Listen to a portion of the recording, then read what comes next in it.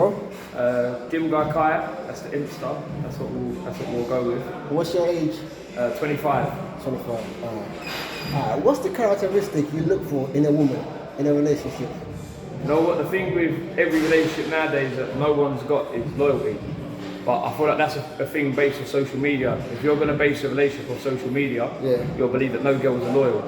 But the loyal girls that are out there just ignore social, so I'd go loyalty. You go loyalty? 100%.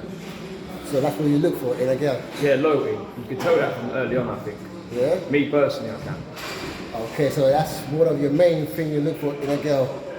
Yeah, look, because you can have it, like the thing is with relationships, you can get, there's going to be things you don't like in every relationship, but there are going to be things you don't like about you. You can overcome them, but the one thing you can't not overcome is loyalty.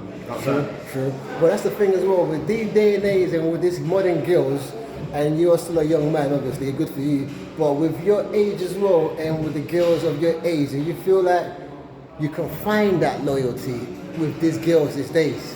Yeah, I feel like you can. I mean, I was in a relationship for 3 years. Yeah. I know for a fact we were both loyal to each other. I've got friends that have been together for years and they've been loyal to each other. Okay. So it's just like if you look around you, you'll realise that there's more healthy relationships than not. If you listen to social media and all, let's be honest, like, what would you rather hear about, like on the news, like a cheating scandal or a happy marriage? Would you rather hear about cheating scandal? True. Yeah. So that's the thing. So you're basically trying to say that with social media these days, it's harder for people to actually be themselves because they're all tuned into social media. Yeah, I feel like if you just look at social media, you're going to think that no marriage is lasting, I think. But then obviously, as like time goes on, it's harder because you've got social media. It's easier to cheat. Like when my mum and dad were growing up, it'd be a simple thing as like that. Like nowadays, as simple as you get a message on Instagram, you reply and a cheat. But back in the day, there was no Insta, nothing. So it's easier to cheat now than it was 30, 40 years ago, or even like 20 years ago. So. Okay. That's good. You see, when you go on a date, who do you think has to pay? Like, you know, when you go on a date, on a first date, you take a girl out for a first date, who pays? Who do you think has to pay?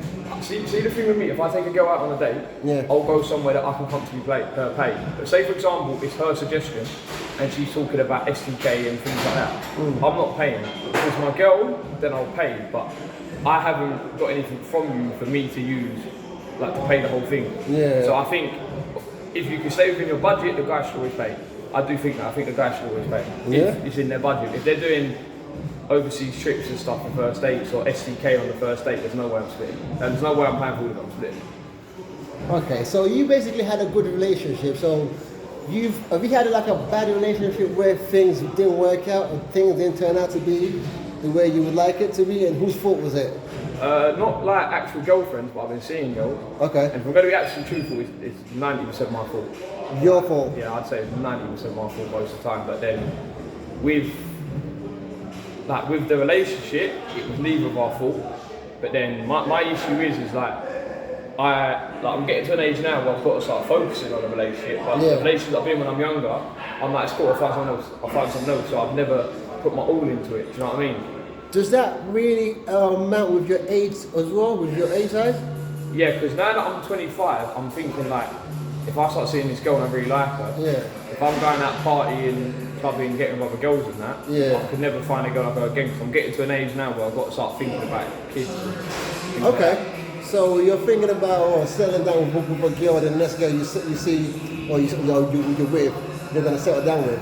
Yeah, like I think in the next 5 years I do want to settle down, no more partying, no more clubs, nothing. That's my thinking. Alright, so when you are in a relationship now, what do you think the girl should bring on, like, don't want to make it sound like she's have to bring 50-50 or go 50-50, but what does a girl for you have to bring on the table in a relationship? For me, I think it's got to be, they've got to bring support, because like a lot of men, like for example with me, when I was with my ex, the thing that I used to love about being with my ex was I'd go to work, I work 7 till 5, 6 days a week. My thing was going home and it would make my day go quicker, thinking that I got to go home to her. So my thinking is just support. And then like, say for example, little things that she knows I've had a long day at work. I'm not saying women genuinely have to make the dinner, but it's the same as like, if I got home before my girl when she lived alone, I would put dinner on. the same way as she would put it on for me if I was getting home later than her. Yeah. So I don't think girls have to bring anything. I don't think they have to bring. They ain't got to bring money. They just got to bring like peace and comfort. That's So what I you think they need to that bring. support, that peace, that someone to look after you. Not look after you, but to support you when needed as Yeah, well. exactly that. Obviously, you have like a hard day of work, and you just need that support. Yeah, exactly that. What are your red flags in a relationship or in a girl? What is the thing that might turn you off from a girl you like? Alright, there's a few things, yeah, and I'm going to sound like such a is it misogynist? Yeah, This one, I'm going to get people onto me, I can't lie. But my thing is, yeah, like nowadays with girls, it's so easy for girls to find partners to sleep with. So if a girl has got a high body count, like, as I've got older, I used to say like, if they're over this amount, no. As I've got older, I'm like, okay, I had 5 on, I had 5 on. But if like I think for me, drugs, I'm not a big drugs person. If you want to go out and drink on the weekends with your girls, that's fine.